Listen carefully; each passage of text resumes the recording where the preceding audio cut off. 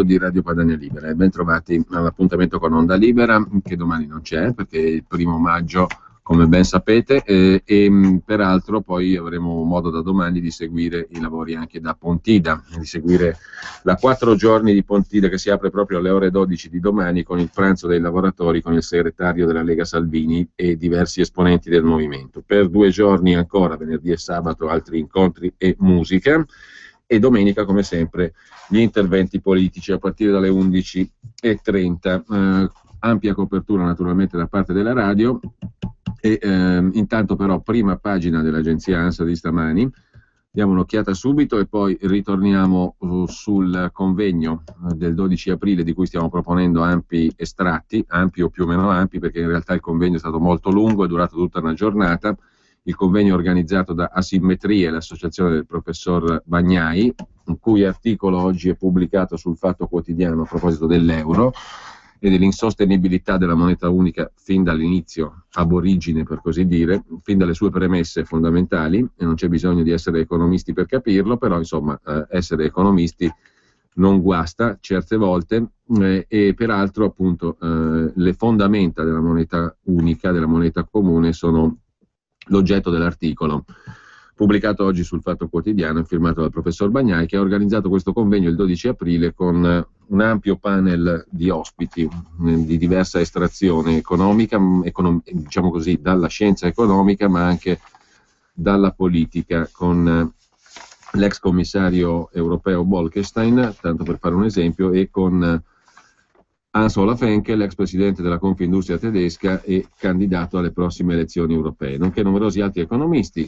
Sentiremo stamani in particolare l'intervento del professor Kostas Lapavitsas dell'Università di Londra, ma probabilmente greco di nascita, con un intervento dal titolo Il disastro dell'euro, che dal punto di vista greco, abbinato all'esperienza londinese all'Università di Londra, risulta particolarmente interessante.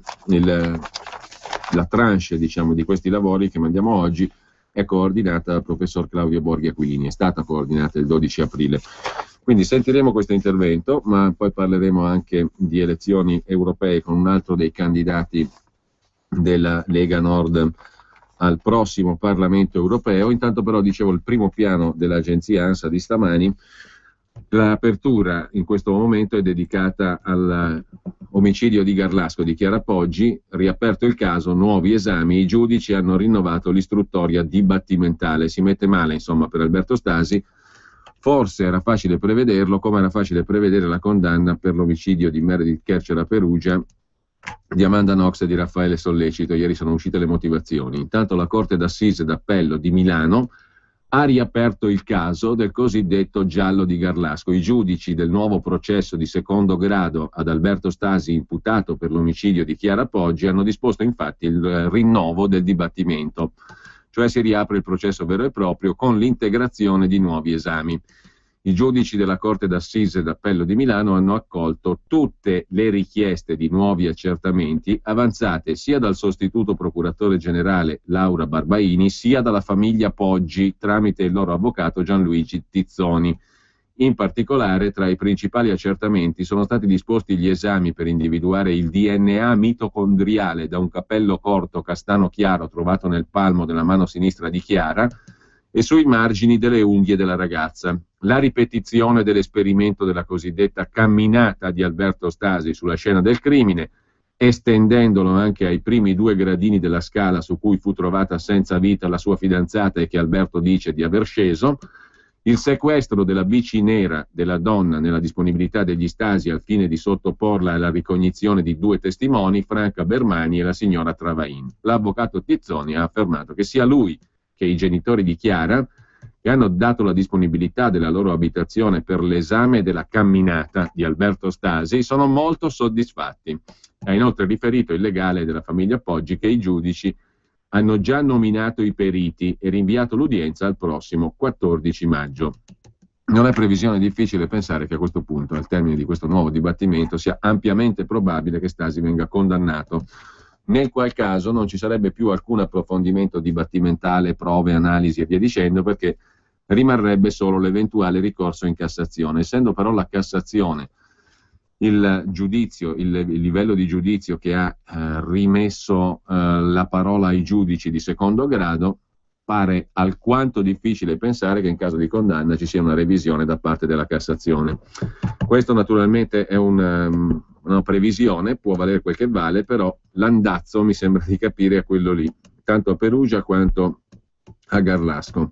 Il secondo titolo dell'agenzia ANSA di stamani ha a che fare invece con l'economia mondiale. Gli Stati Uniti perdono il primato, la Cina è la prima economia. Il Financial Times certifica il sorpasso prima del previsto. L'India è la terza economia al mondo. Gli Stati Uniti stanno per perdere il primato e si apprestano a consegnare alla Cina lo scettro di prima economia al mondo. Un sorpasso che avverrà forse già quest'anno e comunque molto prima del previsto 2019. Emerge, secondo il Financial Times, il dato da uno studio dell'International Comparison Program della Banca Mondiale, aggiornato per la prima volta dal 2005. Gli Stati Uniti perderanno il primo posto che detengono dal 1872, quando avevano superato la Gran Bretagna. L'India è al terzo posto. Secondo lo studio, al 2011, il prodotto interno lordo, il PIL cinese, è pari all'87% di quello americano.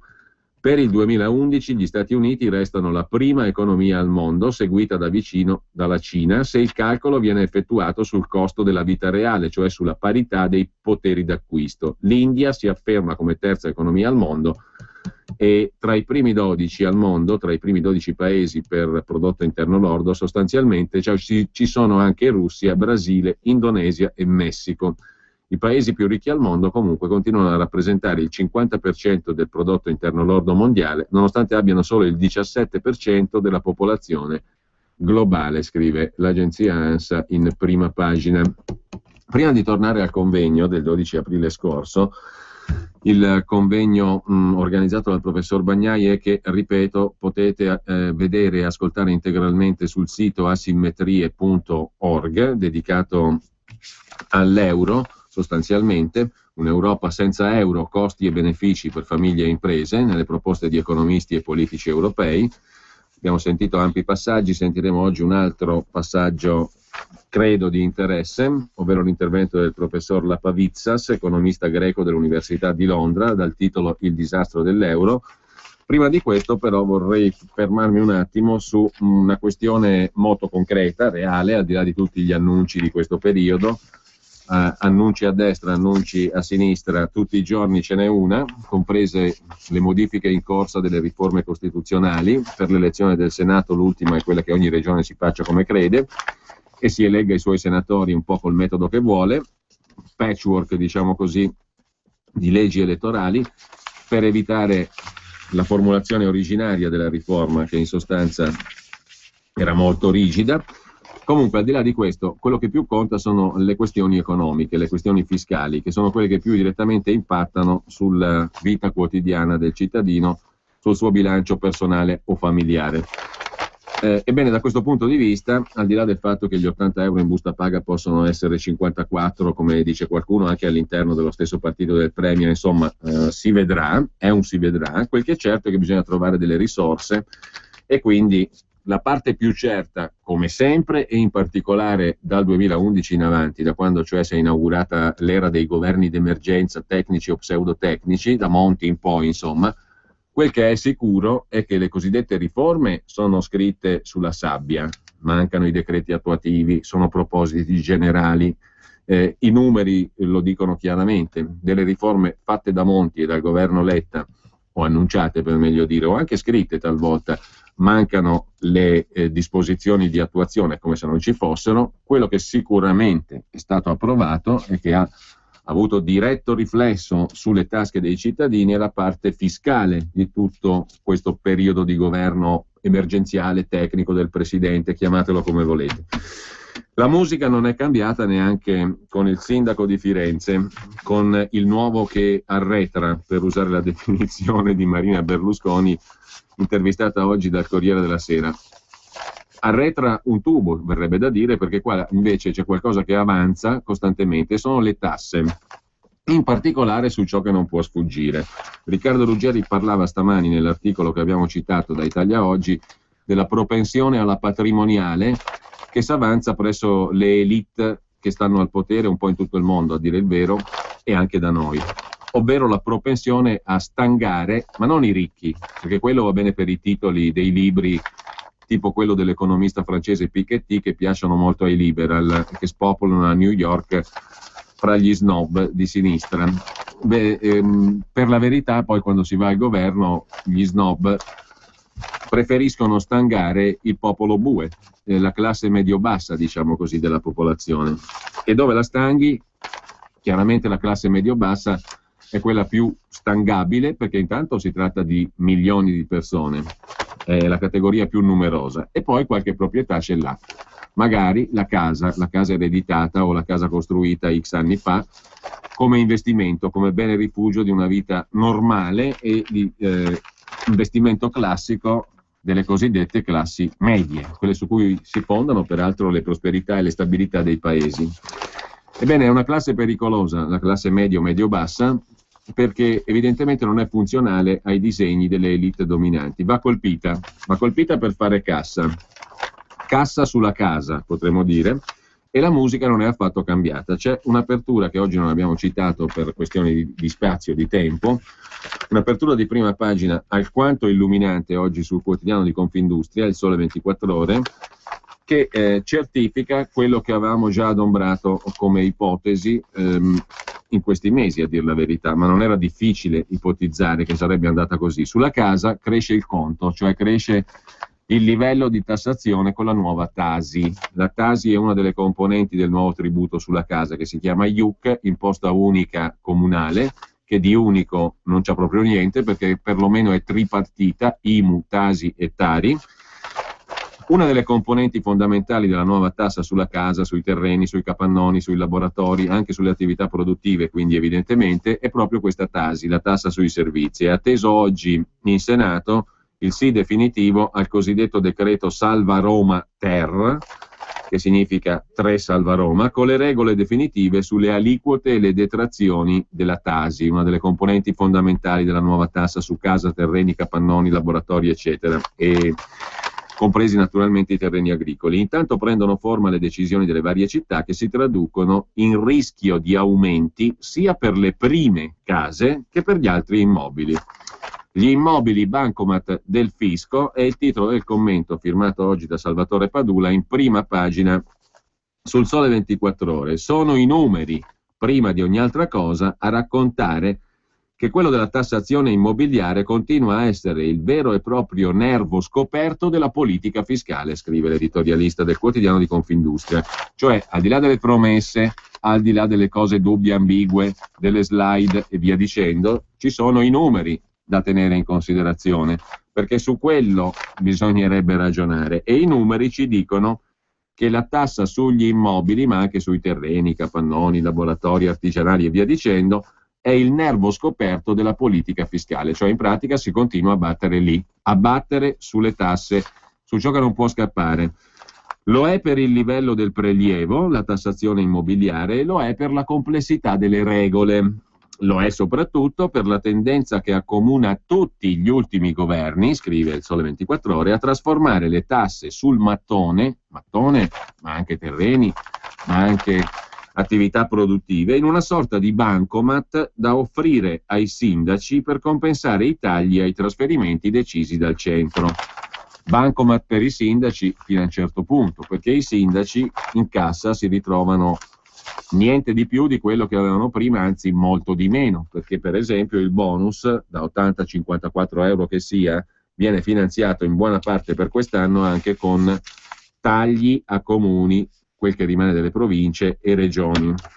Il Parlamento dovrebbe dare oggi il via libera al decreto Salva Roma numero 3, che contiene le ultime norme per applicare le nuove imposte sulla casa già quest'anno. Va detto subito che per i proprietari, per le famiglie, per le attività produttive non ci saranno buone notizie. Chi si era illuso o aveva sperato che la nuova IUC, la nuova tassa sugli immobili, e la bipartizione fra Tasi e IMU avrebbe risolto almeno qualche problema, si dovrà ricredere. I numeri dunque: nel 2014 le due imposte sugli immobili garantiranno un gettito di 24 miliardi di euro, che potranno salire a quasi 26 se i comuni utilizzeranno l'ulteriore margine di manovra sulle aliquote, cioè l'aumento della Tasi fino allo 0,8 per mille, oltre i tetti massimi del 2,5 per mille sulla prima casa, e del 10,6 per mille della somma di IMU e Tasi sugli altri immobili. Aumento concesso dal decreto legge in via di approvazione al Senato. Una concessione fatta per una finalità dichiarata nobile, cioè per finanziare le detrazioni sulla prima casa per le famiglie meno abbienti. Peccato però che di fatto non ci siano vincoli per i comuni, e le notizie che giungono dalle diverse città mostrano che le amministrazioni sono orientate a concedere gli sconti con molta parsimonia, scrive Salvatore Padula in prima pagina sul Sole 24 Ore. Basta guardare indietro per rendersi conto che dopo una serie interminabile di commi, leggi, decreti, la situazione non è molto diversa da quel che è successo nel 2012. Nel primo anno di applicazione dell'IMU in sostituzione dell'ICI, gli incassi totali hanno raggiunto 24,8 miliardi di euro, il 170% in più rispetto ai 9,2 miliardi che aveva garantito l'ICI l'anno prima. L'IMU nasce nei giorni della crisi finanziaria, l'autunno del 2011, il baratro, il default, tutta la paura che ci hanno messo addosso, e l'imposta sul mattone è stata il piatto forte e doloroso della cura Mario Monti. La reintroduzione del prelievo sulla prima casa, l'aumento dei coefficienti catastali, l'ampia autonomia di manovra sulle aliquote concessa ai sindaci. L'anno scorso, con l'esenzione della prima casa, non integralmente a causa delle mini IMU arrivate a dicembre, il gettito si è fermato a 20 miliardi, con qualche aggravio per le seconde case e per gli immobili produttivi. Il copione è destinato a ripetersi quest'anno, anzi a peggiorare rispetto al già nerissimo 2012. Quindi Renzi peggio di Mario Monti. La Tasi sulla prima casa sarà complessivamente inferiore all'IMU del 2012, questo è vero, ma come accade in questi casi, nella combinazione tra aliquote e poche, peraltro, detrazioni, i proprietari si troveranno a rimpiangere la vecchia IMU di Mario Monti. Capito bene il messaggio?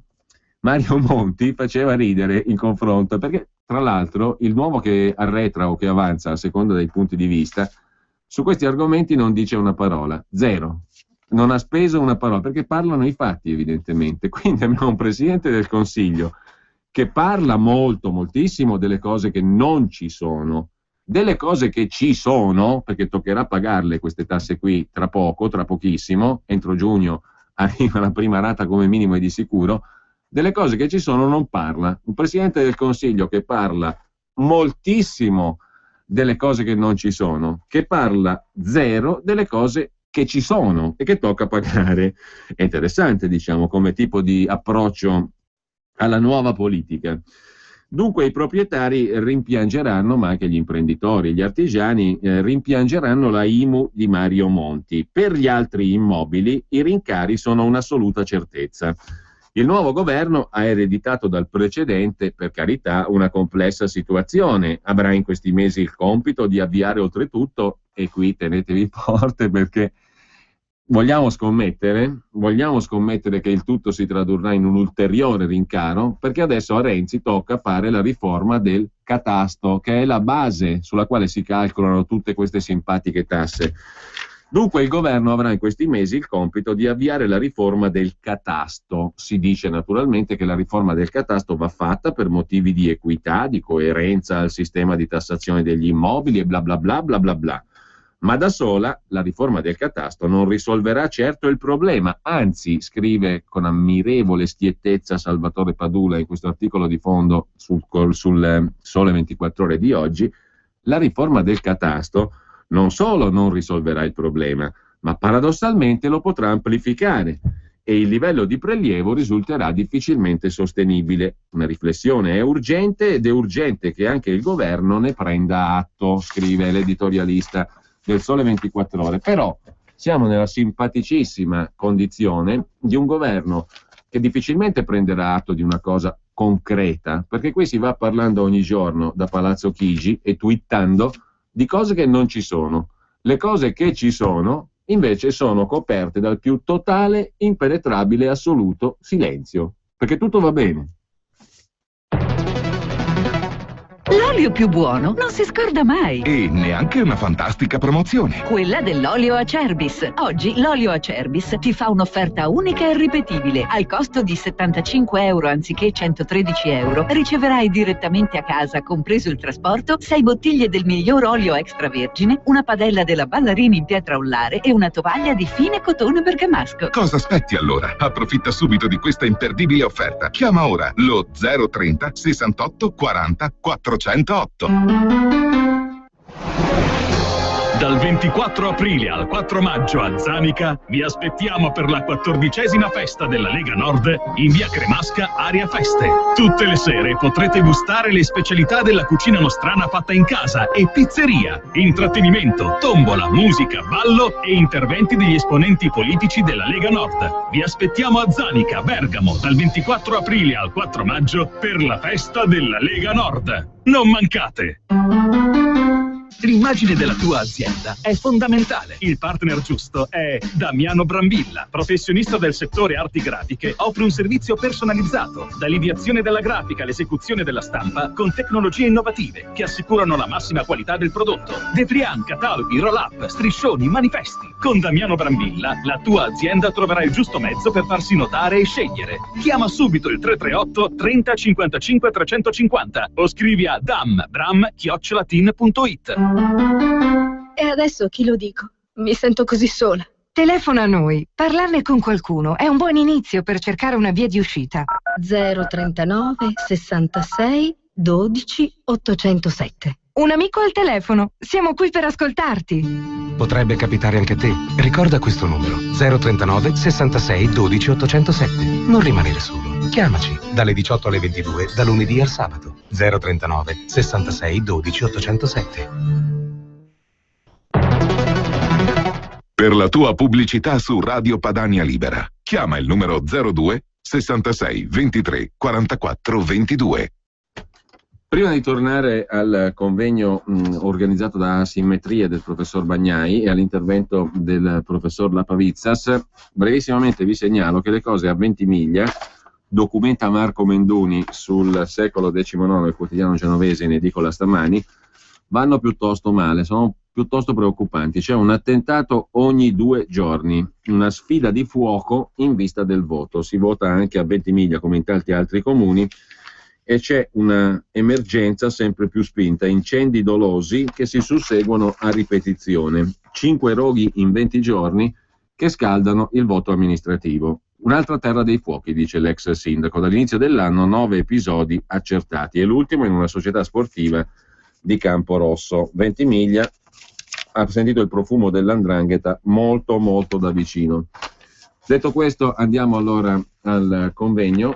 Chiedo alla regia di predisporre tutto quanto per poter mettere in onda. Adesso è scomparso il regista, è andato a farsi una passeggiata, quindi attendiamo simpaticamente che ritorni alla regia il regista per poter mandare in onda quello che abbiamo annunciato prima. Che vi devo dire? Il bello della diretta, diceva quel conduttore là, eccolo qua, il regista è tornato alla sua postazione, quindi noi possiamo tranquillamente mandare in onda l'intervento del professor Lapavitsas. Beh, sono cose simpatiche, dai, sono cose simpatiche, è il bello della diretta, come diceva Gianni Minà. Kostas Lapavitsas, ascoltiamo adesso, economista dell'Università di Londra, l'intervento a titolo Il disastro dell'euro. È stato tenuto il 12 aprile scorso a Roma nel corso del convegno Un'Europa senza euro, organizzato da asimmetrie.org dal professor Alberto Bagnai. Il tutto ascoltabile sul sito medesimo di asimmetrie.org, anche se volete nella sua interezza. Sono un bel po' di ore, tutta la giornata di lavori. Buon pomeriggio. Innanzitutto vorrei ringraziare Alberto per questo invito. È un grande piacere e anche un onore per me essere qui oggi e parlare di queste idee con voi. Queste idee sono state dei tabù in Europa per molti anni. Innanzitutto vorrei dire che vivo e lavoro a Londra da 30 anni, quindi sono diventato un po' inglese, sembro un po' inglese, però sono anche greco e naturalmente sono profondamente parte degli eventi che hanno luogo in Grecia, ed ecco perché utilizzo la parola disastro. Vi darò alcune idee e condividerò con voi alcune idee sul nostro momento, ovvero soprattutto anche in merito all'attività che stiamo realizzando a Londra con i miei colleghi, ed è una cosa che facciamo ormai da 4 anni, soprattutto per cercare di capire dove tutto questo ci porterà. La Unione Monetaria Europea è una struttura piuttosto particolare, ovvero è una unione monetaria, vi dicevo, particolare perché da una parte è una alleanza formale tra stati sovrani per creare una valuta internazionale. E naturalmente è stato forse dimenticato che naturalmente l'euro è un concorrente del dollaro statunitense, ma la Unione Monetaria è anche un'alleanza formale per creare uno standard monetario nazionale, soprattutto una valuta di 18 stati sovrani. Mettendo assieme questi due elementi, certo non riusciremmo a separare i vari elementi che li compongono, cioè non possiamo separare lo standard monetario nazionale dall'idea che appunto sia una valuta internazionale di riserva, che sia il principale concorrente del dollaro. Ma il funzionamento internazionale, diciamo, dell'euro e la parte invece nazionale si contraddicono, cioè ci sono i due ruoli, quello internazionale e quello nazionale, che si scontrano tra loro. In effetti vi farò vedere in che modo queste due cose possono evolvere. Inoltre, i cambiamenti necessari per renderli compatibili sono altamente improbabili, soprattutto in considerazione delle condizioni istituzionali, politiche e sociali in questo momento in Europa. L'euro ha fallito e vi faccio vedere anche come. Il primo elemento di contraddizione, il primo problema profondo, ha a che fare con la condizione, le condizioni necessarie per un'unione monetaria legate soprattutto alla competitività, perché naturalmente non è necessario avere i paesi allo stesso livello per avere una unione monetaria, puoi anche avere un'unione monetaria di successo con paesi che hanno comunque una situazione diversa, ma in questo caso parliamo soprattutto del percorso che porta alla competitività. Perché cosa succede quando magari invece il livello di competitività aumenta per un paese e diminuisce per l'altro nello stesso momento? Naturalmente ci sono delle condizioni che hanno a che fare con i costi del lavoro, con l'inflazione e naturalmente certo il livello del costo del lavoro è un indicatore importante. Questi sono i costi del lavoro per unità in Germania, Francia e Europa meridionale. Quindi include diversi paesi quest'ultima, quindi tutti i paesi tranne l'Italia. Ora, se consideriamo questo grafico, vediamo che ci sono, da questa parte ecco l'Europa meridionale che ha dei costi del lavoro che aumentano e quindi ha una competitività in diminuzione. Questa linea retta è il target di inflazione della Banca Centrale Europea. Quindi i costi del lavoro hanno superato i target della Banca Centrale a partire dal 99 fino ad arrivare al 2008. E questo sembra essere il problema, cioè l'Europa meridionale perde competitività. Ma in realtà, vedete, qui c'è un elemento importante, ovvero i paesi che invece non rispettano mai i target Beh, c'è la Germania. Il problema qui, in termini di divergenza, di competitività, non è quello che succede qui in alto, ma quello che succede qui in basso. Cosa c'è in basso? L'economia politica tedesca è cambiata alla fine degli anni 90 e la divisione tripartitica è diventata una cosa, diciamo, messa da parte, e i guadagni di produttività in ogni caso sono andati ai datori di lavoro. E vedete che ci sono stati dei costi di lavoro in Germania che sono rimasti in un certo senso congelati per molto tempo. Questo gap tra il Sud e la Germania è molto ampio e nel 2008 questo divario era gigantesco, ma un target è un target,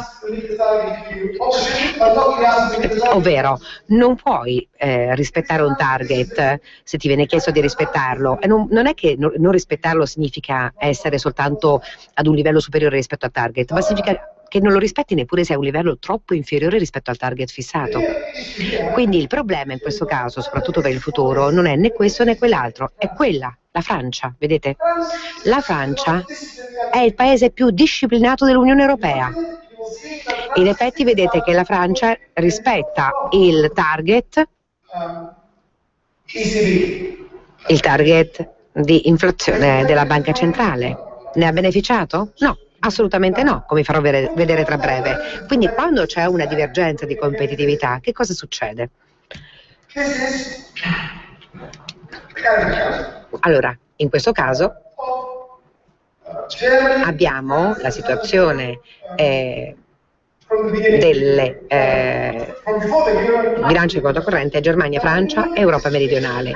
Quando consideriamo la situazione prima dell'introduzione dell'euro, vediamo che c'è un sostanziale equilibrio nelle relazioni tra questi paesi europei all'interno dell'Unione Europea. Quindi è l'introduzione dell'euro che ha introdotto anche uno squilibrio sostanziale, e la ragione è quella che vi ho fatto vedere prima, cioè la divergenza dei costi di lavoro all'interno del contesto dei tassi di cambio fissi di una moneta unica, perché a quel punto, se non c'è un adeguamento e c'è una divergenza del costo del lavoro per unità, allora ecco cosa succede. Si ottiene un salto nel surplus tedesco e a quel punto è una cosa che succede una volta. È una volta che comunque non può ripetersi, ma è il risultato dei costi del lavoro congelati. Inoltre, cos'altro vediamo?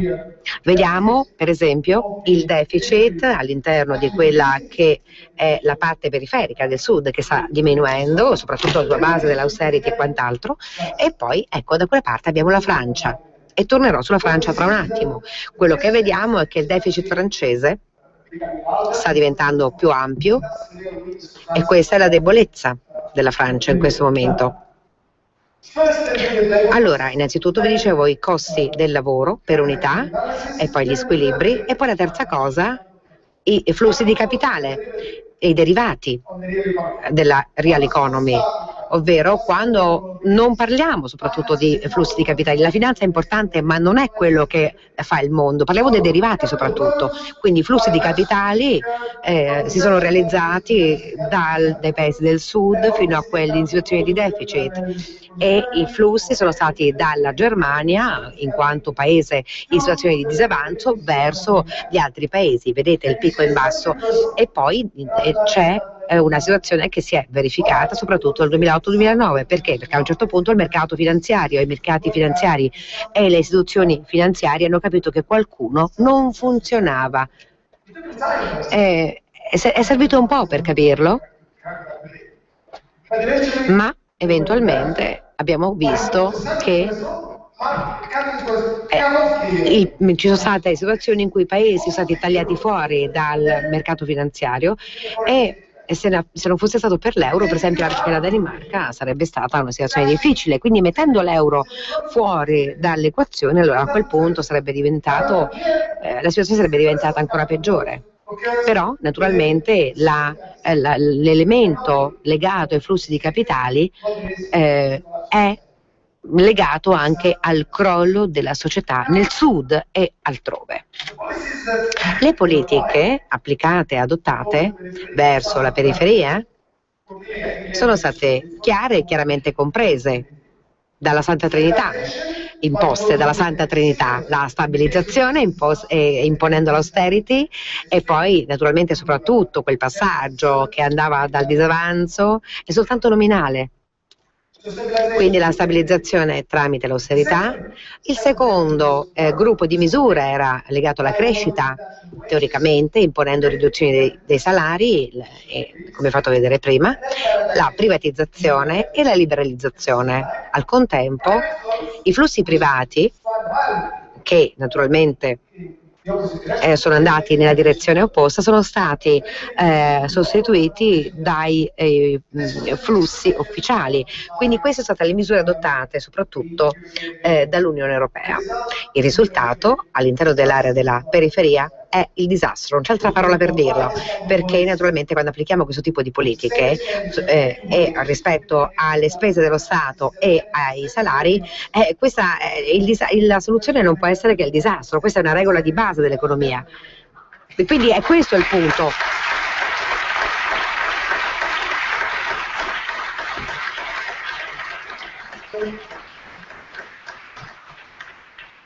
Quindi quello che è successo è stato un crollo della domanda, disoccupazione, con Grecia, Spagna, e poi i giovani, non parliamone nemmeno, e poi naturalmente la distruzione della capacità produttiva. Questo non è un elemento di distruzione creativa, questa è una distruzione di qualcosa che invece prima funzionava bene, perché la capacità industriale greca è diminuita del 30-40%.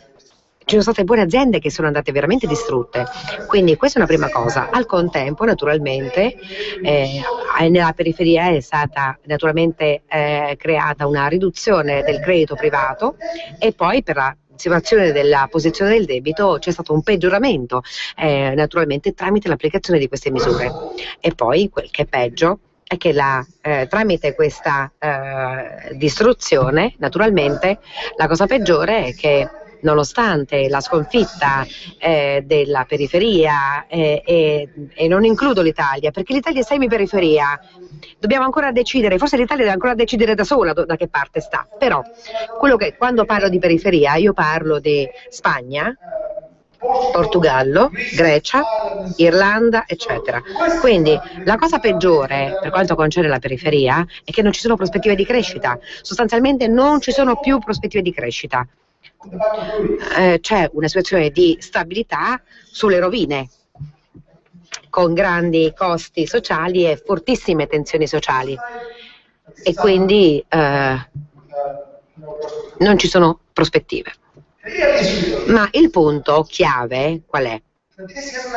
Questo in realtà non ha esaurito l'elemento della crisi, nel senso che la natura insostenibile dell'euro ha iniziato a comparire nella sua pienezza, ovvero nel momento in cui la periferia ha raggiunto una stabilità pur negativa, in realtà il centro ha iniziato ad affrontare una situazione anch'essa negativa, e vi faccio vedere tra breve. Perché? Perché la competitività all'interno, perché c'è stata anche l'accumulazione del debito, perché c'è stata la diminuzione della liquidità della Banca Centrale Europea, perché c'è stata una diminuzione del credito bancario e perché naturalmente c'è stata anche una frammentazione nazionale delle banche all'interno dell'Eurozona. Ecco perché sta succedendo tutto questo, perché naturalmente in questo momento molti pensano che all'interno delle leadership che la situazione sia sotto controllo, invece non lo è. E qui infatti abbiamo lo stesso diagramma che abbiamo visto prima, cioè la competitività sulla base dei costi del lavoro per unità, ma in questo caso vediamo Francia e Italia. Ora la competitività della Spagna e della Grecia cresce perché comunque i costi del lavoro per unità sono stati distrutti, quindi la stabilizzazione tramite la distruzione dei costi del lavoro. E quello che vediamo invece in questo caso è la Germania, con i costi di lavoro che sono saliti un po'. Certo, le cose sono diverse in Germania negli ultimi 5-6 anni per quanto concerne il lavoro, però il punto chiave è qui, la Francia che è sul target e l'Italia che è subito sopra. Quindi il gap è tra la Germania e la linea retta. Questo gap non si riduce e quindi alla fine questo è il motivo per cui né l'Italia né la Francia abbiano molto futuro all'interno dell'Unione Monetaria. Non è una cosa legata a quello che succede alle finanze dello Stato, ma entrambi i paesi sono incapaci di competere all'interno dell'Unione Monetaria, a meno che non succeda qualcosa nei costi del lavoro per unità. Quindi, se optano per la versione spagnola e greca, allora potete immaginare quello che succede sia in Francia che in Italia, ma anche ovviamente negli altri paesi, perché naturalmente parliamo di grandi economie.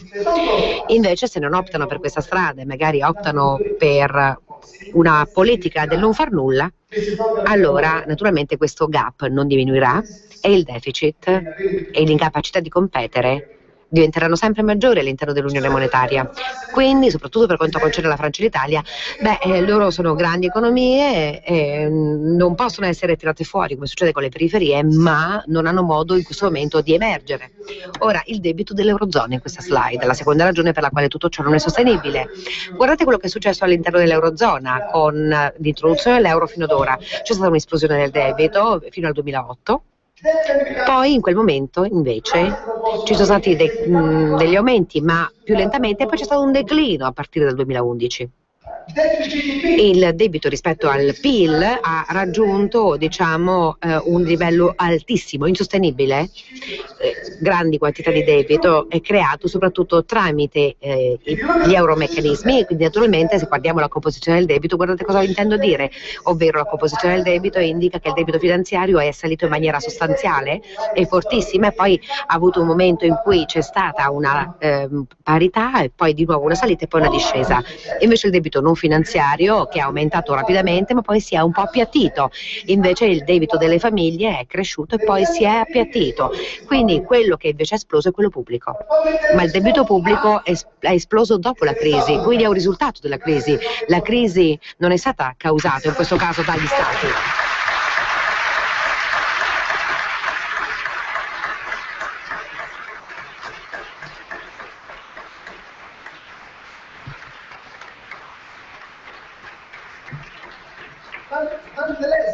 Ciò nonostante, questi livelli di debito sono enormi e insostenibili per molti paesi.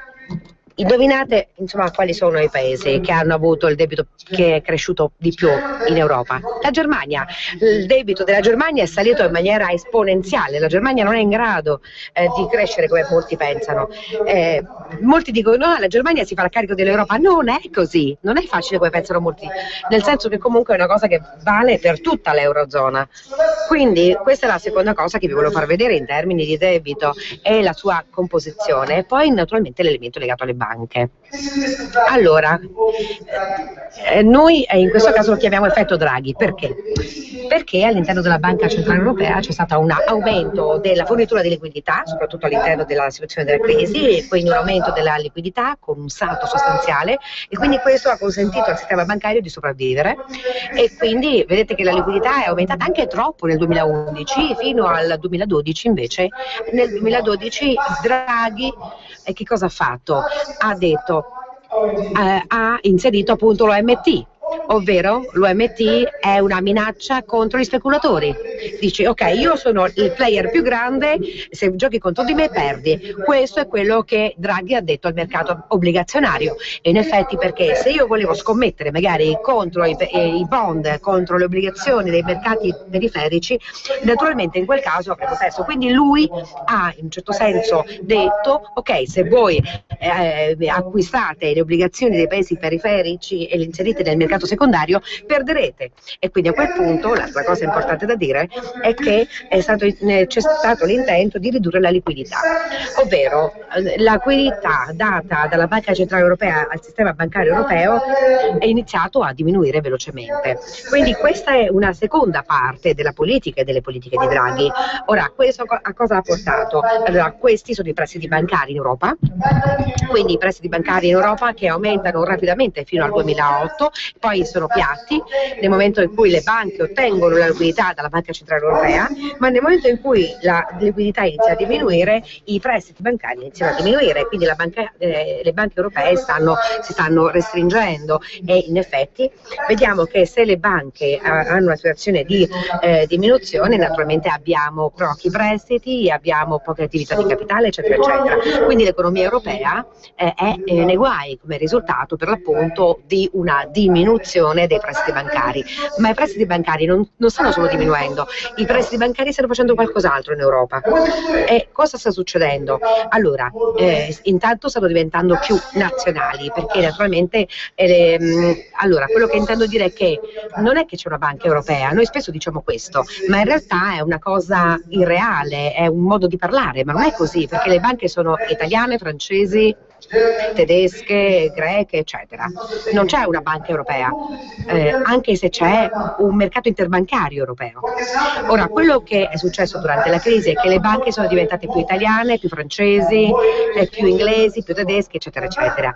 Ora, questo indica, in sostanza, la frammentazione dello spazio dell'euro dall'interno, perché quello che doveva essere un elemento unificatore e omogeneo, invece in questo momento non può avere più luogo. E vedete qui cosa succede? C'è il prestito nazionale che diminuisce fino al momento della crisi e poi ricresce un pochetto. Quindi i prestiti al di fuori di quelli non nazionali crescono fino al momento della crisi e poi diminuiscono. Quindi le banche stanno diventando più nazionali, ma non stanno diventando solo più nazionali, le banche prestano più ai loro stati nazionali, quindi fanno il doom loop. Ora, in questo caso vediamo che le banche acquisiscono sempre più titoli di Stato, e poi anche, vedete, c'è stata un'esplosione di quelle che sono state le acquisizioni di titoli di Stato, e in questo caso vedete altre aree dell'euro hanno mostrato comunque una diminuzione, quindi le banche europee sono diventate più nazionali, strettamente collegate ai loro stati, più frammentate, fino al momento in cui la leadership dell'Eurozona parla di creare, diciamo, uno spazio bancario unico. In realtà si sta realizzando l'opposto, perché lo spazio bancario europeo è frammentato e quindi naturalmente l'euro è minato dall'interno. Ora vi direi un po' di cose sulla periferia. In questo ambito di una crisi continuata, di una zona fragmentata dell'euro, le zone, la stagnazione a lungo termine, eccetera, ci sono due aspetti fondamentali per quanto riguarda questi paesi periferali, come li abbiamo chiamati prima. Innanzitutto, dicevamo, la stagnazione a lungo termine. Allora, riduciamo i salari, poi ci sarà la crescita e quant'altro. In realtà viene da ridere, perché sembra qualcosa di non serio assolutamente, ma in effetti questi paesi affrontano una stagnazione a lungo termine con delle disuguaglianze, con delle differenze in termini di salari, eccetera. Poi la seconda opzione è l'uscita. Allora, benissimo, so che in Italia, ok, si parla dei paesi, dell'uscita di alcuni paesi al nord, eccetera, ma l'uscita di questi paesi è stata nel 2010-2011 sicuramente un'opzione in Grecia, e la politica e soprattutto l'elite governativa decise di non abbracciare questa scelta. Tuttavia l'uscita rimane ancora una seconda opzione e può essere di due tipi, può essere di tipo cooperativo e non cooperativo.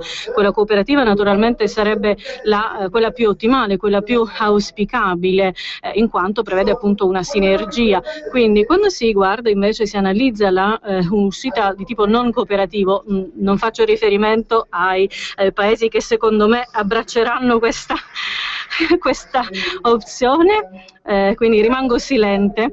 Il catalista sarà sicuramente a favore di cambiamenti politici, quindi verranno dei cambiamenti politici. In secondo luogo, vi ricordate la slide con il volume dei debiti? Ci saranno delle politiche naturalmente, che già avviene in determinati paesi.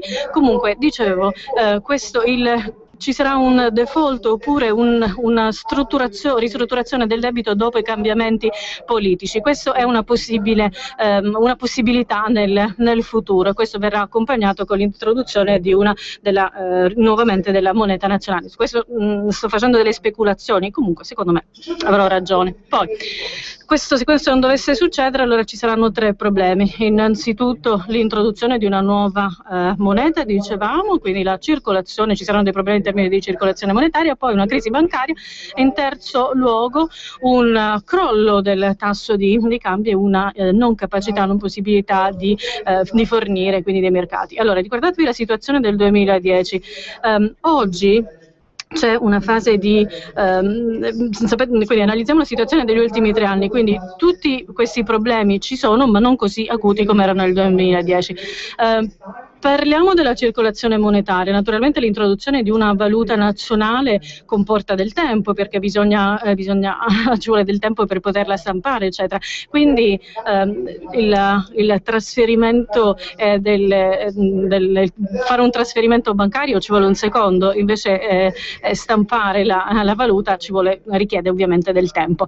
Poi, quindi la circolazione parallela sia nel breve che nel lungo termine, i bond che vengono utilizzati dallo Stato per pagare ad esempio i salari, e ancora una volta il pagamento degli obblighi nei confronti obbligazioni nei confronti dello Stato. Questo può prevenire il deprezzamento.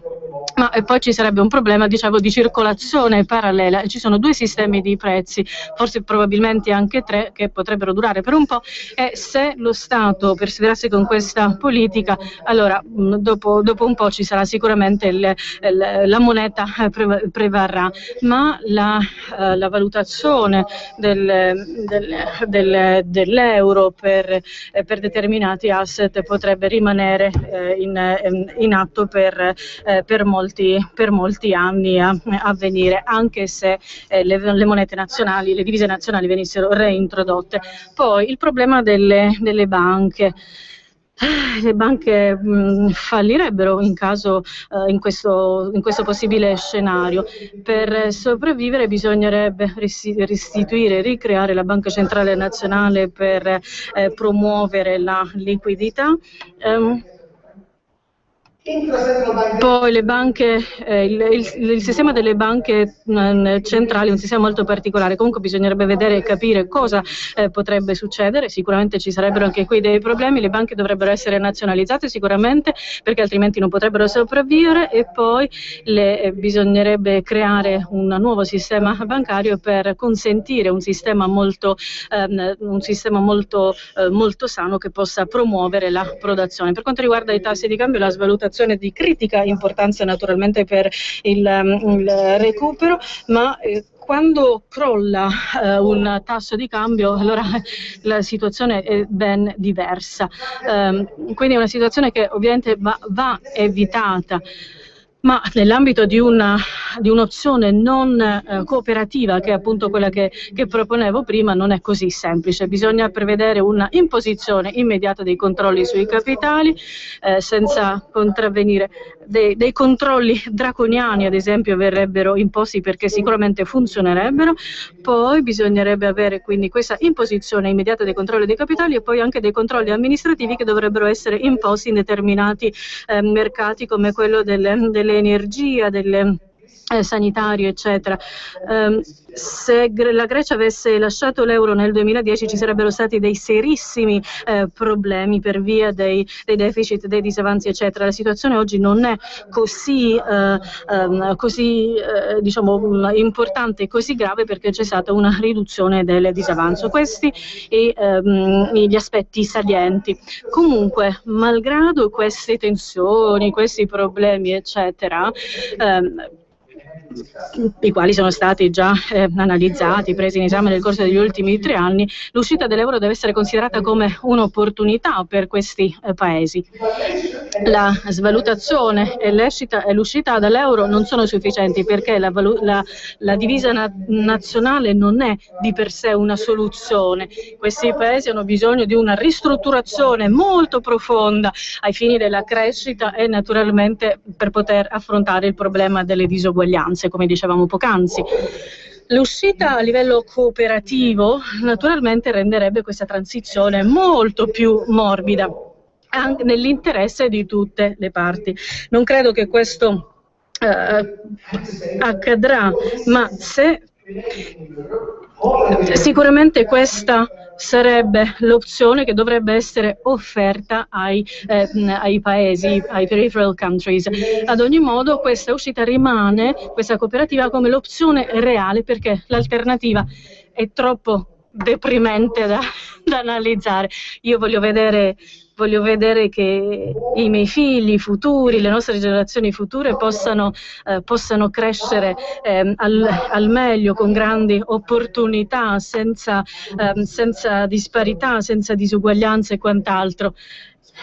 Allora, usciamo prima possibile dall'euro, signore e signori. E questo era l'intervento del professor Kostas Lapavitsas, greco ma insegnante, docente, economista all'Università di Londra, intervento dal titolo Il disastro dell'euro. Non abbiamo ancora finito di mandare in onda a brani naturalmente estratti non integralmente il convegno Un'Europa senza euro, che si è tenuto il 12 aprile scorso a Roma, organizzato da Asimmetrie, l'associazione del professor Alberto Bagnai, rintracciabile sul sito asimmetrie.org, ma un paio di altri interventi sicuramente potremo mandarli in onda, credo, con una certa utilità e con un certo profitto per chi ascolta. Profitto nel senso della discussione e della capacità di approfondire temi dei quali si parla tutto sommato in maniera molto molto superficiale. Intanto, a proposito di elezioni europee, come vi dicevo, noi abbiamo una finestra da qui al voto costante anche sui candidati della Lega Nord alle prossime elezioni europee, e in questo caso io do il benvenuto e il buongiorno a Massimo Sertori, candidato appunto al Parlamento europeo nella circoscrizione nord-occidentale. Buongiorno Massimo, che è presidente anche della provincia di Sondrio. E tra l'altro io vorrei partire proprio da qui, perché mi domando cosa è previsto in definitiva per le province, visto che si è discusso molto del futuro dell'istituzione provinciale.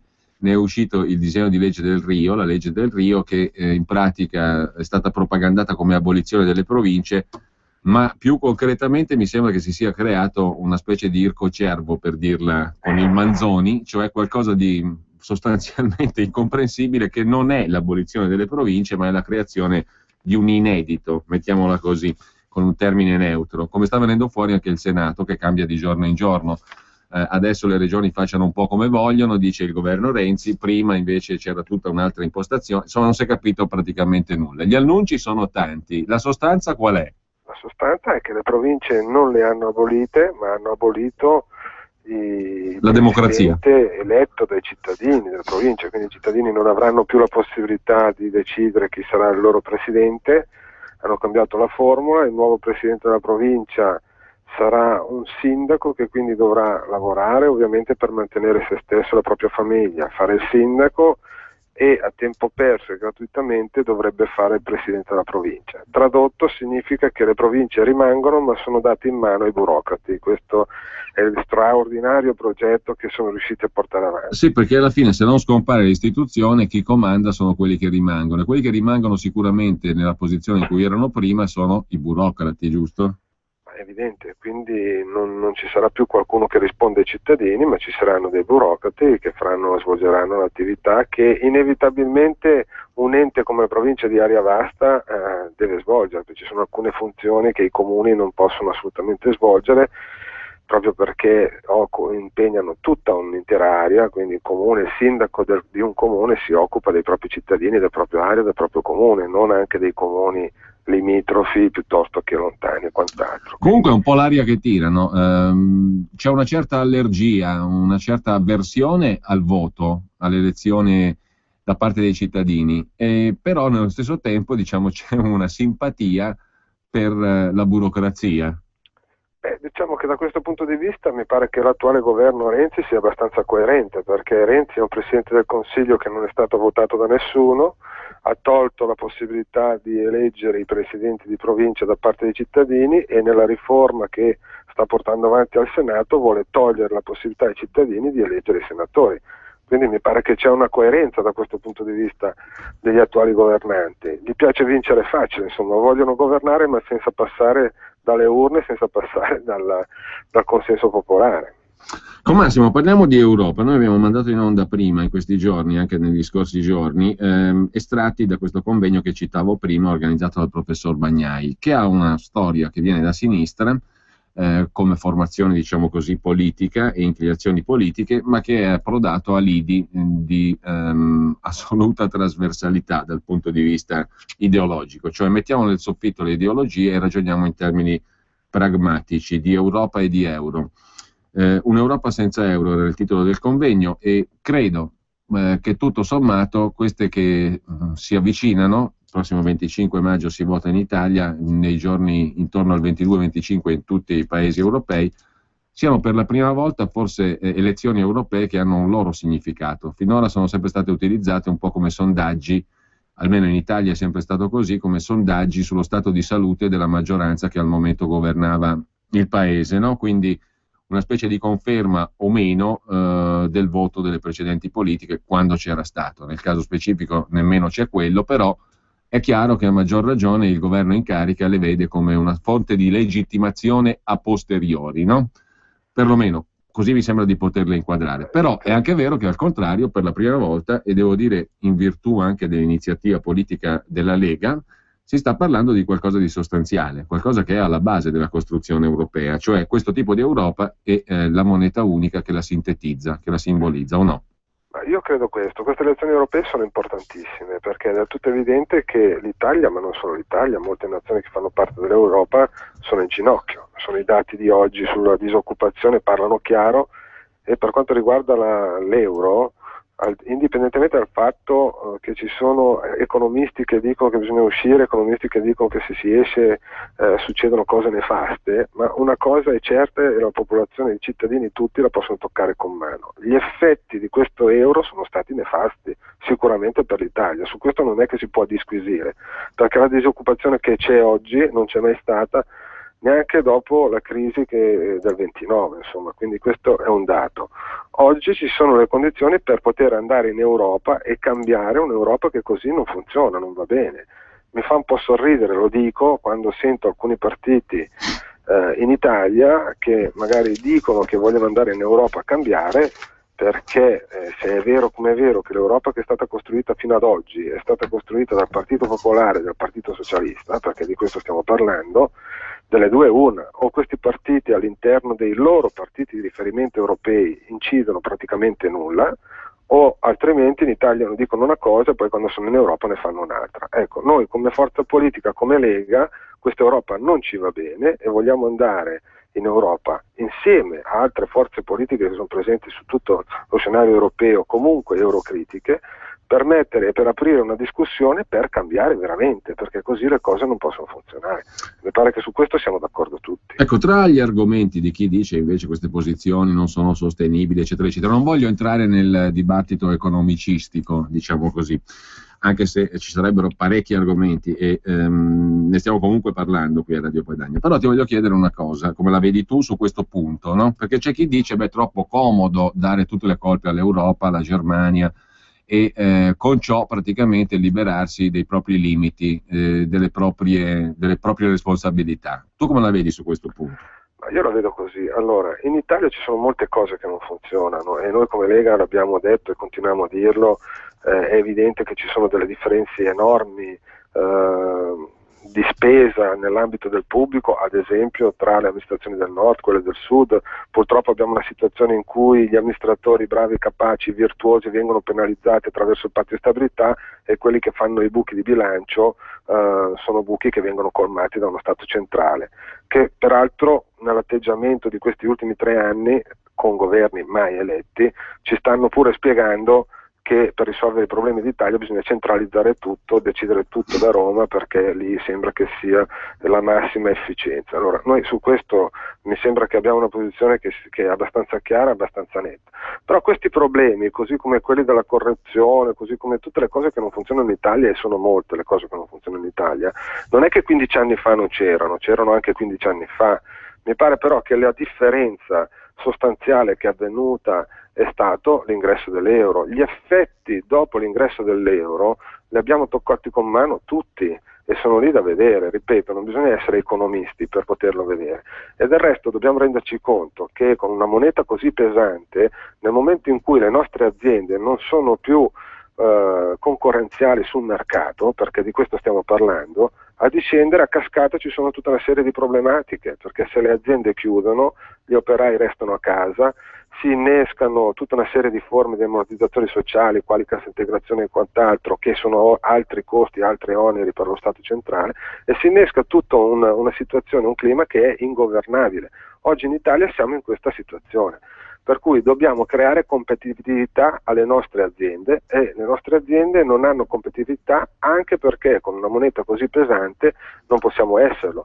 Quindi questi sono gli effetti. Poi certo c'è qualcuno che dice però se usciamo dall'euro le materie prime costano di più. Io ho sentito molte volte anche questi dibattiti, sì. L'energia costerà di più, ma anche su questo io lo voglio dire, l'energia, la parte relativa alla materia prima costerà di più, sicuramente sì, ma l'incidenza maggiore sul costo dell'energia è dovuta alle accise e alle tasse, e quelle non c'entrano assolutamente nulla con l'importazione o l'esportazione. Beh, la tua Valtellina ne sa qualcosa, no? La mia Valtellina ne sa qualcosa, purtroppo, nel senso che noi, la Valtellina produce qualcosa come il 13% dell'energia idroelettrica di tutta Italia, e dopo straordinarie battaglie che abbiamo fatto siamo riusciti a lasciare qualche cosa sul territorio. Questo mi fa piacere, non ancora in modo sufficiente, perché la produzione idroelettrica che c'è in Valtellina e soprattutto le risorse che ne discendono quasi sempre scivolano come l'acqua verso valle, quindi non si fermano in Valtellina. Qualche cosa siamo riusciti a fermare, per me non è sufficiente, ma ripeto, secondo me se vogliamo sistemare le cose certamente bisognerà cambiare l'Europa, e per cambiare l'Europa l'unico momento democratico che c'è, lo possiamo dire anche questo, è il Parlamento europeo, perché tutti gli altri organi europei che decidono e influiscono sulla nostra vita sono gestiti da tecnocrati, da persone che non sono state elette da nessuno. Quindi c'è un tema in Europa e c'è un tema in Italia che, ripeto, bisogna intervenire soprattutto a partire dai territori, da quelle che sono le esigenze dei territori. Ecco, altro aspetto che non sempre credo viene messo in luce a sufficienza. Mi pare di poter dire che nel momento in cui, dopo circa 10 anni di sperimentazione, si può dire così, sperimentazione a tavolino, perché non c'è precedente storico di una esperienza come quella dell'Europa e dell'euro, no? Di una moneta creata a prescindere dall'entità statuale e mettendo insieme realtà molto molto diverse fra loro per storia, tradizioni, economie, culture, insomma il precedente storico non c'è. Si è sperimentato per 10 anni, i primi 10 anni sono stati caratterizzati da un'azione in un certo senso, cioè crediti facili per dare l'illusione della ricchezza, poi i conti bisogna farli e i nodi sono venuti al pettine. Quando sono venuti al pettine i nodi, si è parlato di crisi, default, pericolo, baratro, e in Italia abbiamo avuto, come tu ricordavi, le esperienze dei governi, chiamiamoli presidenziali, emergenziali, tecnici, che prettamente poi sono diventati governi del tutto politici, perché hanno portato avanti una politica ben precisa. Abbiamo scoperto l'altra faccia della medaglia, cioè che l'impostazione generale, perché la giustificazione data da Mario Monti era bisogna fare i compiti a casa, ce lo chiede l'Europa, no? La riforma Fornero, per la cui abolizione la Lega sta raccogliendo le firme, la stessa ministra Fornero la presentò come un qualcosa che ci chiede l'Europa, no? Dopodiché l'Europa cosa ci chiede? Ci chiede sostanzialmente, allora abbiamo capito dal governo Monti in avanti, un aumento dell'imposizione fiscale e possibilmente una tosatura di quella che una volta erano le classi medie, attraverso la patrimoniale che si è esercitata sulle case, sui capannoni, sui terreni. L'hanno chiamata IMU, adesso si chiama in un altro modo, ma l'abbiamo letto stamani sul Sole 24 Ore. Sarà destinata a far rimpiangere la nuova IUC, la vecchia tassa di Mario Monti. Insomma, andiamo avanti così, con un'imposizione fiscale crescente e un impoverimento quindi che si aggiunge ai problemi di carattere occupazionale, del lavoro e di rilancio dell'economia. Allora, non so se la mia analisi è sbagliata, però mi pare di capire che qua la moneta unica ha anche un'altra faccia, che è quella del fisco crescente per soddisfare chi? Che cosa? Ma innanzitutto cominciamo col dire che forse in Italia sarebbe arrivato il momento di dire le cose per quello che sono. Purtroppo devo dire che i nostri giornaloni, io li chiamo così, i nostri mezzi di informazione spesso o non dicono o omettono di dire delle notizie che sono piuttosto importanti, perché quando l'Europa ci chiede l'austerità, ci impone di aumentare le tasse perché dobbiamo rientrare, dobbiamo diminuire il debito pubblico, tutta una serie di cose sulle quali se vogliamo possiamo anche discutere, ma poi nessuno sa ad esempio che l'Italia ha dovuto mettere qualcosa come 53 miliardi per il fondo salva stati, che sono stati utilizzati per la maggior parte per salvare banche spagnole, greche, in parte anche di altre nazioni e via di questo passo. Allora qui stiamo discutendo per cercare 2, 3, 5 miliardi di euro, aumentando le tasse o facendo altri interventi nella pubblica amministrazione, e poi nessuno sa che l'Italia ha dato all'Europa una cifra di questo tenore, di questa entità. Ma l'Europa, voglio dire, anche rispetto a coloro i quali hanno costruito il percorso, l'euro, ci hanno fatto entrare nell'euro e quant'altro, attenzione, perché fin dall'inizio l'obiettivo non era questo. L'obiettivo dei fondatori dell'Europa e dell'euro era quello di fare la federazione europea, cioè sostanzialmente creare una situazione tipo quella degli Stati Uniti d'America, quindi una federazione dove gli stati si federavano, cedevano una buona parte delle loro capacità all'Europa, e c'era una banca unica centrale che nel caso di dell'occorrenza faceva svalutazione, come fa la Federal Reserve in America. In realtà questo progetto non è approdato perché non c'era un accordo, non sono riusciti a portarlo avanti, hanno ripiegato sull'Unione Europea, cioè mettere insieme gli stati pur lasciando gli stati nella loro piena autonomia, e inventandosi quindi la Banca Centrale Europea, che non è come la Federal Reserve, che è la banca di tutta l'Europa, che quindi può anche gestire la moneta, creare svalutazioni e quant'altro, ma ha un altro ruolo ed è molto rigida e non può svalutare nulla. Quindi il problema dell'euro è che è partito già male, e lo sanno benissimo coloro i quali avevano in mente questo progetto. E adesso continuano a chiedere all'Italia, come si dice con questa cosa che veramente mi fa incazzare, lasciatemi dire, dovete fare i compiti a casa, no?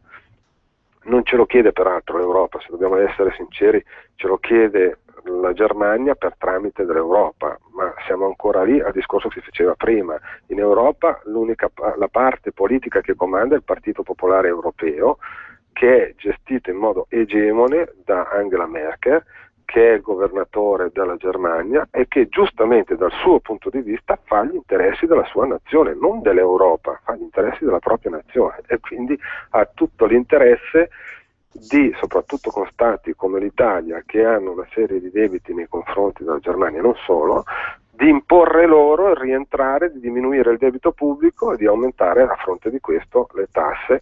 E tutto questo ovviamente genera una situazione ingovernabile, genera non competitività dalla parte delle aziende, genera quindi disoccupati, insomma, una serie di cose che conosciamo tutti. Massimo, un conto è l'area commerciale di libero scambio nella quale facilitare gli scambi e i flussi economici. Un altro conto è parlare di uno Stato, perché alla fine mi sembra che in Europa stiamo replicando le contraddizioni che sperimentiamo in Italia, dove c'è una parte del paese, che in Europa può essere la Germania, che non può andare tanto d'accordo con altre parti del paese che sono, per esempio in Europa, la Grecia piuttosto che la Spagna o altre nazioni molto diverse, no? Alla fine l'equivoco è tutto lì. Un conto è parlare di unione di stati per quanto concerne le barriere doganali da abbassare, facilitare gli scambi, commerci e via dicendo. Un conto è parlare di stati. Allora, quando si parlava dell'Europa all'inizio, i fondatori ci hanno sempre spiegato che l'Europa unita ci metteva nelle condizioni, anche su un mercato mondiale, globalizzato, internazionale, di essere più competitivi con Cina, Asia, America e quant'altro. Io prendo atto che questa Europa, così come è stata concepita oggi, ha generato invece una concorrenza interna all'interno degli stati della stessa Europa, no? Quindi mi pare evidente che c'è qualche cosa a livello anche macroscopico che non funziona. Quello che noi diciamo è: andiamo lì per cercare di cambiare, perché così non va bene, perché gli effetti nefasti che sta producendo in Italia agli italiani sono lì da vedere e non sono confutabili, sono lì da vedere e tutti li possono toccare con mano, ahimè. Dopodiché questa Europa che continua a bacchettarci su ogni cosa e ci dà le lezioncine, ci dice cosa dobbiamo fare, e poi quando c'è un problema enorme, grossissimo, grandissimo, quale ad esempio quello dell'immigrazione, praticamente ci abbandona al nostro destino, perché questo è quello che sta facendo, se ne sta lavando le mani, no? E dice vabbè, questo è un problema. Alfano dice che ci sono 800.000 profughi presunti tali che stanno spingendo per venire in Italia. Io devo ancora capire l'Europa che cosa sta facendo su questo, cioè non è un problema questo italiano, mi pare che è un problema italiano dell'Europa. Dopodiché possiamo discutere anche su come in Italia stanno gestendo questa questione, secondo me in modo fallimentare, però mi pare che onestamente l'Europa si sta chiamando fuori, sta guardando da un'altra parte. Allora non è che può fare la maestrina su tutte le grandi piccole cose e poi quando c'è un problema di queste dimensioni, che certamente non è italiano ma è come minimo europeo, allora lì basta, non si sentono più, non si sa cosa fa l'Europa, cosa deve fare e abbandona l'Italia al suo destino. Insomma. Bene. Ultima cosa, a Massimo Sertori, che sta parlando con noi, presidente della provincia di Sondrio e candidato per la Lega Nord alle prossime elezioni europee nella circoscrizione nord-occidentale. Io voglio chiedere un'ultima cosa. Voglio chiederti, Massimo, cosa è stata per te Europa finora come amministratore locale e che cosa ha significato concretamente? Ma come amministratore locale devo dire che in Europa, al di là delle questioni politiche più generali che abbiamo discusso anche adesso in parte, c'è una questione, diciamo, che io definisco più di tipo amministrativo, anche se il termine è improprio, ma per capirci, cioè in Europa ci sono una serie di fondi europei che purtroppo non sempre vengono sfruttati al massimo per quanto riguarda i territori, per quanto riguarda l'Italia, ma la Padania, ma la Lombardia e anche più in particolare la provincia di Sondrio, piuttosto che tutte le singole province. Ecco, io credo che su questo, visto che è considerato che ci sono veramente delle risorse disponibili, bisogna che qualcuno ci metta la testa e per fare questo bisogna conoscere profondamente i territori e quelle che sono le loro esigenze, avere la capacità, la forza di fare rete sui territori, quindi di mettere in rete queste esigenze parlando, dialogando con tutte le amministrazioni e quindi cogliere queste opportunità dei fondi europei che spesso non vengono colti fino in fondo. Quindi c'è questo aspetto che io definisco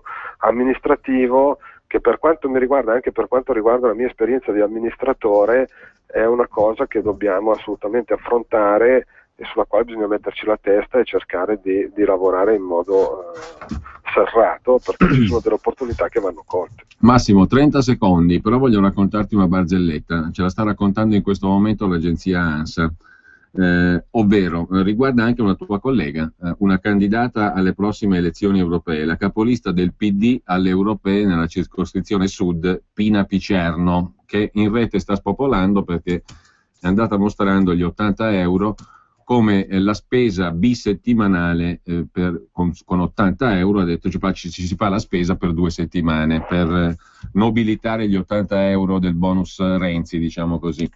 Naturalmente è stata oggetto di ironie di varia gradazione in rete, perché con 80 euro non ci si fa la spesa 2 settimane, neanche l'Istat che la calcola in 3 volte la spesa bisettimanale di una famiglia media.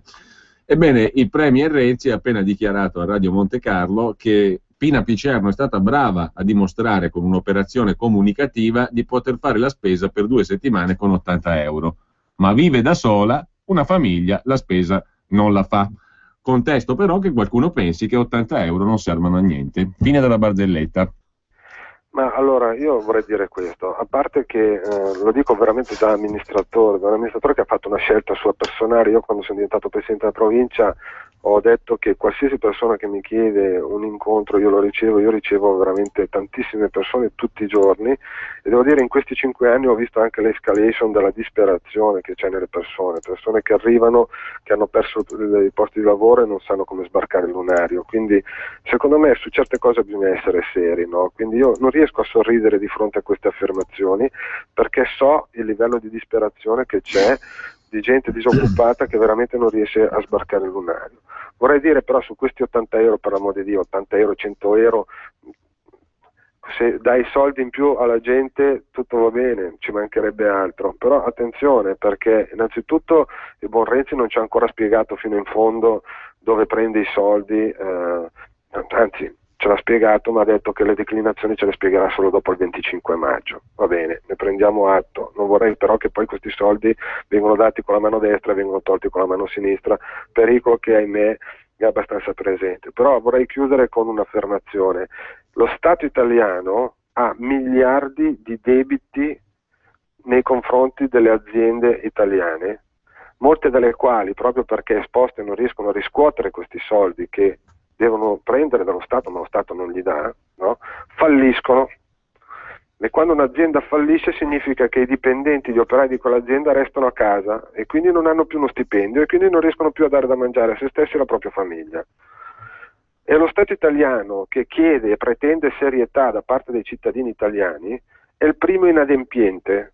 Ok? Allora io credo che se vogliamo essere seri, fuori dalla propaganda, anche, devo dire, stucchevole che sta portando avanti anche l'attuale governo, forse lo Stato italiano deve dimostrare serietà e cominci a onorare i propri debiti nei confronti delle aziende, e poi magari si può parlare di tutto il resto, perché io se dai il contentino a qualcuno con gli 80 euro, no, da una parte, e dall'altra parte, grazie al fatto che sei inadempiente Stato italiano, fai fallire le aziende, e allora mi dispiace, ma forse nell'ordine delle priorità io ho uno schema che è diverso.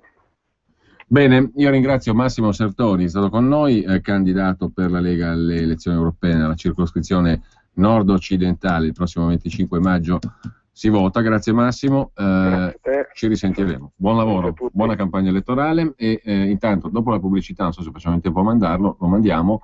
Il regista Giulio Cesare Carnelli, che ringrazio, mi ha segnalato un servizio che è andato in onda ieri sera sul TG2 a proposito di gioco d'azzardo, un servizio piuttosto completo. Attenzione anche alle date in cui sono state prese certe decisioni, per esempio 2004, ci si ricordi chi era il ministro dell'economia del momento. Piccolo quiz, facilissima la risposta. Comunque il servizio è andato in onda ieri sul TG2 e riguarda appunto la questione del gioco d'azzardo. Dopo la pubblicità, quindi al termine di Onda Libera. Buon pomeriggio a tutti e ci risentiamo venerdì mattina per la rassegna stampa per quanto mi riguarda, ma naturalmente la radio va in onda su Pontida a partire da domani. In rassegna stampa non ci sono i giornali, è vero, venerdì mattina non ci sono i giornali, ci risentiamo comunque però, non è un problema.